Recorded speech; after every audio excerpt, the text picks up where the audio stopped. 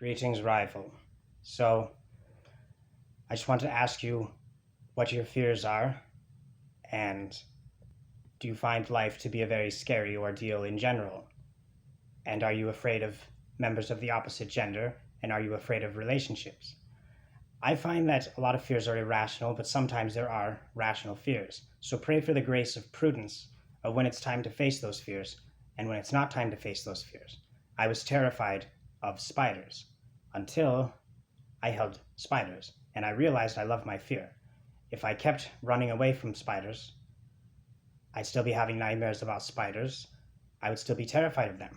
I'd be afraid to put on a shoe because I'm scared there's a spider in it, or afraid of when I go through a spider web, or wake up in the middle of the night and a spider's crawling on me and I'd be scared of falling back asleep. I've had all those problems. I've had nightmares where spiders are growling at me and hissing and biting and all that stuff. They were my biggest fear. And now I just love spiders.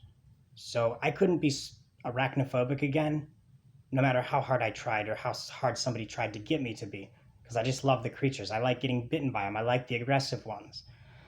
And I was afraid of the dark, so I went walking through this place that looked like Sleepy Hollow in Big Fork, Montana, in the woods in the middle of the night. And I thought some headless horseman was going to come chop my head off, or some wild beast was going to come get me, because there are copious amounts of grizzly bears and mountain lions and wolves in that part of Montana. And I came to a river, and there was a full moon, and I just started dancing, and it was euphoric.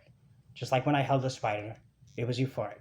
So pray for the grace of prudence of when it's good to face your fears, and when it's not so wise to face your fears. Certain things should be avoided as well.